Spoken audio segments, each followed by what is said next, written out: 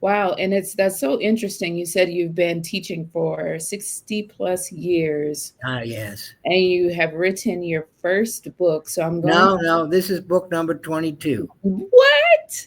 Yeah. Book number Look, 22. Yeah, talk to if, me, Dr. if you Fish. live this, if you live this long, you do a lot of work. You have Yeah, 22 books, okay. some of them on uh, English literature, some of them on legal matters, and a few of them on higher education and how higher education works, Yeah, and especially how free speech and academic freedom operate or should operate on yeah. college campuses. Yeah, okay. Wow. And I know that that was something we had spoken about recently is Yeah.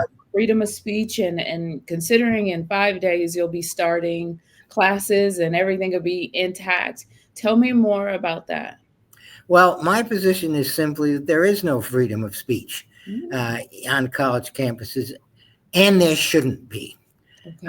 That is, if you take the phrase academic freedom and you forget about the word freedom, or at least don't emphasize the word freedom, which is such a powerful word in our culture, and realize that academic is an adjective which tells you what kind of freedom is being either asserted or defended here. And the answer is academic freedom.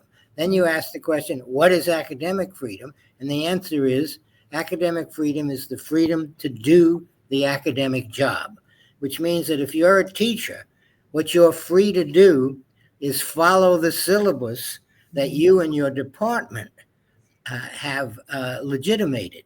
You are not free as a teacher to go outside the syllabus and start talking to your students about your personal views, whether they be political or economic or anything else. So there's no freedom on the part of the instructor, who must follow the evidence of the material that he or she is teaching and not introduce extraneous matters. Because once you start pronouncing, or as we sometimes say, bloviating, and sending your views out to the students, no, you're no longer a teacher. You're a political agent, some Mhm. kind of polemicist. But the students themselves also, at least in my understanding, have very little, if any, freedom, because their freedom is the freedom to go along with the instructor's questions and to interrogate the materials of the class. The student is not free to choose those materials or to complain about the teacher's methods. The student is in an apprentice position. Remember, the student is being educated and Yeah. is therefore not the educator. And then this also extends to university administrators, who should not be using their microphones as university administrators to pronounce on political or social matters in the world, as if simply because they had an advanced degree, they had general wisdom on every subject under the sun. So Yeah. my message is always to academics: stick to your knitting. Yeah. Do what you've been trained and paid to do. And don't make the mistake of thinking that you're a wise person. If you're any good, you're a competent person. That is, you know your job and you know how to do it. So I think the word freedom is unfortunate when it's used in the phrase academic freedom, because it suggests to people something wide open that people can say whatever they like. And as far as I'm concerned, in the academy, what you say has to be dictated by your subject matter. And if you do something else, you're not doing your job. How about that? Yeah, how about that, Dr. Fish? I totally am hearing what you're saying, and as a previous college student myself, it's it's um it's very interesting to hear you talk about how they go off the syllabus and go into things that they're actually not supposed to be Yeah. teaching. Let's So, say I'm let's yeah, say I'm let's say I'm teaching a course on American political theory since World War II, okay. and I'm surveying all of the things that have happened and all the various movements that we've that we've gone through. At the end of the semester, my students should not have the slightest idea of what my own political beliefs are, Mm. because that's not the purpose of a class, to introduce them to my beliefs. They should have an idea, if I've been any good at what I'm doing, in telling me what the primary political movements of the last 40 or 50 years have been. And I think that's again what I mean by stick to your knitting. I have a three-part mantra. A, do your job. B, don't try to do someone else's job, the job of a preacher or of a psychoanalyst or something. And C, don't let anyone else do your job. Don't let governors, legislators, donors, or even parents into your classroom. Keep your classroom academic, and at the end of the course, your students will have learned something, but what they won't have learned is what you personally believe, because that's not part of the package. Wow, this is a really good conversation to have via, on a podcast, because it is often believed that teachers are definitely inputting their personal opinions, whether it be about politics or whatever topic they're teaching on. So I do have the question of wondering what is where's the line between free speech and responsible, in regards to all of this. Where is there a line?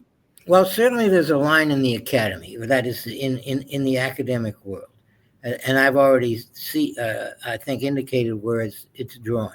You're free to speak on matters that are related to the course and the materials. Mm-hmm. Otherwise, you're not free. But freedom of speech in our democratic society is quite a different thing, because the assumption there is the more voices, the better, and the more people who are participating in the fashioning of our laws, the better. So there you want everyone to be able to have a megaphone, although really only the richest of people have the largest megaphones. But you want at least theoretically the possibility of every citizen who has an opinion to be able to voice that opinion and perhaps influence the course of political affairs. Now, if that were the rule in the academic world, it would be a disaster.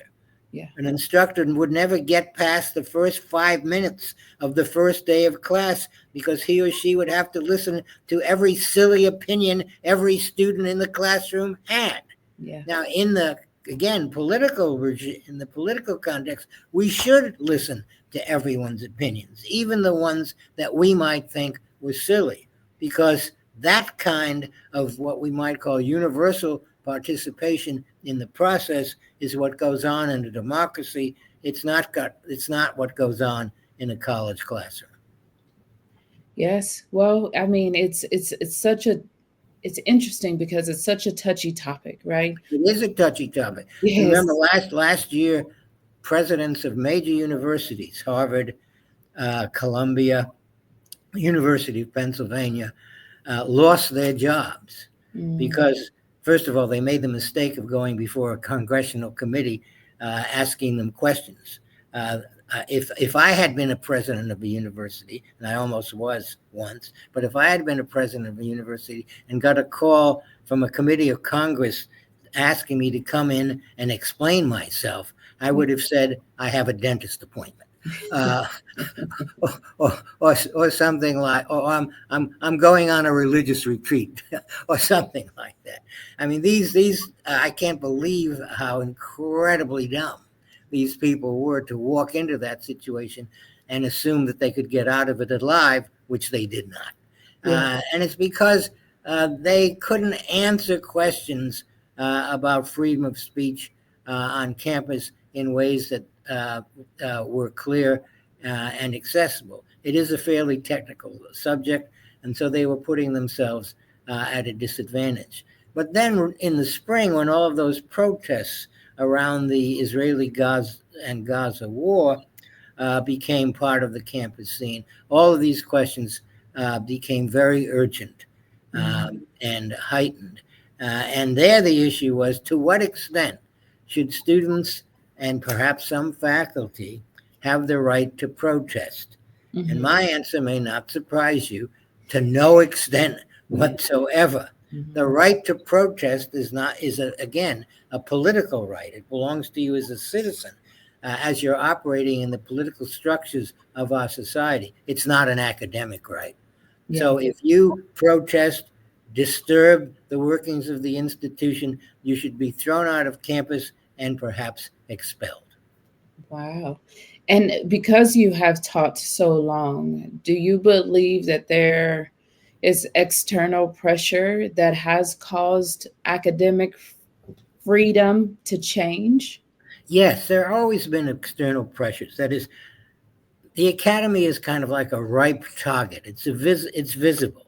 Colleges and universities, unless they're online, but colleges and universities occupy large tracts of land. Their buildings are kind of tall and grand. Everyone drives past them, even if they don't enter those buildings. Therefore, the investment Mm-hmm. that people have in education leads them to think, I can do this better than they can. Uh, so Mm-hmm. from the beginning, in the 19th century, in the United States, it was members of the church who wanted to take over universities and push them in a direction that they thought proper.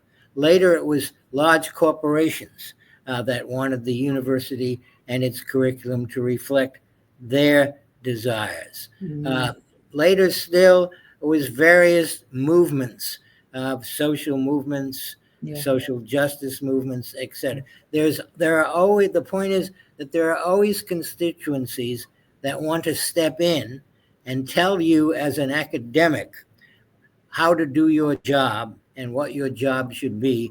And my message is, don't let them. Yeah. Yeah. And so with the many years, and I know I keep saying it, but you have come from, so many years of teaching and stuck with teaching. Is there a comparison to the US and different countries in your opinion regarding academic freedom? I'm sure there is. I don't know enough about other countries, but I do know that our universities and colleges are the beacons of the educational world, and students from other countries wish to come to the Absolutely. United States.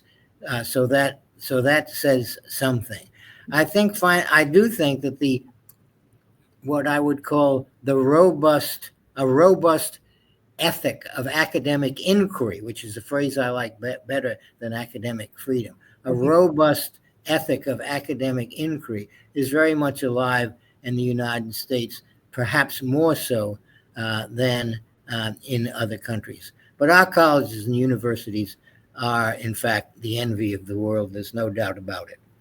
Yes, yes. And as you begin teaching this year and things start going, what do you pose as your future challenges in this, because so many other instructors are expressing their opinions in class, and you, Dr. Fish, know your A, B, and C. Do you think that that may affect how many people choose to come or stay into your class because of that? Well, it's possibly so. It's possibly the case, although I don't know. Um, uh, Now, as for others, there are others who have decided or been persuaded that it's their job not only to teach the courses they're assigned to teach, but to save the world. Mm. And I once wrote a book this back in 2008 called Save the World on Your Own Time, meaning, look, you're paid by a college or a university, often funded by the state, to Mhm. teach this subject or that subject, to meet with students, to assign papers, to correct those papers. That's what you're supposed to do. If you have an extraordinary desire, or if you have a desire to save the world, to go out and do good works, there's nothing wrong with that. Do it after school. and on weekends. And if that's not enough, get out of the academy and go to do the work you really want to do. Or as I've sometimes put it, the academy, love it or leave it. That's a good one. That's a good one right there.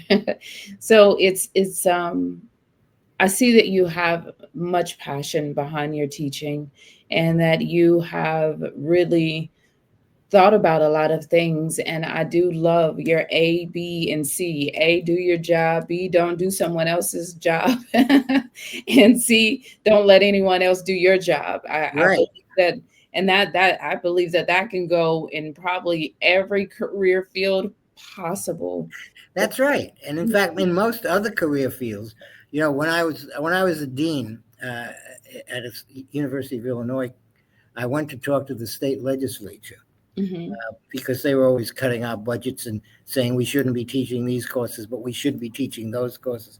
And I said, look, most of you as state legislatures are only state legislatures for a certain part of the year. You're part-time legislators, and you have businesses, corporations, doctors' offices, factories. Suppose I were to walk into one of your places of business and say, after about 45 minutes of walking around, here is the way I think you should do things. You would throw me out, and you would be right. And yet you're sitting up here in Springfield, Illinois, never having been in my classroom, and telling me how I should do things. And so I said to them, look, if you want me to listen to you, come and sit at my feet in my class for 15 weeks, and then maybe I'll let you say something. I love that. It seems like you've been in several positions when it comes to education. Yes. Because I don't want to take too much more of your time, I have one of my favorite questions. What are the greatest joys of what you do? Well, the greatest joys of what I do is unpacking material that might seem dense and inaccessible, and navigating or teaching students how to navigate through those materials so that at a certain point they feel both that they've entered a new world and that they are competent citizens in that new world. If by the end of the course my students feel that they could then turn around and teach the course, then I will be extremely pleased.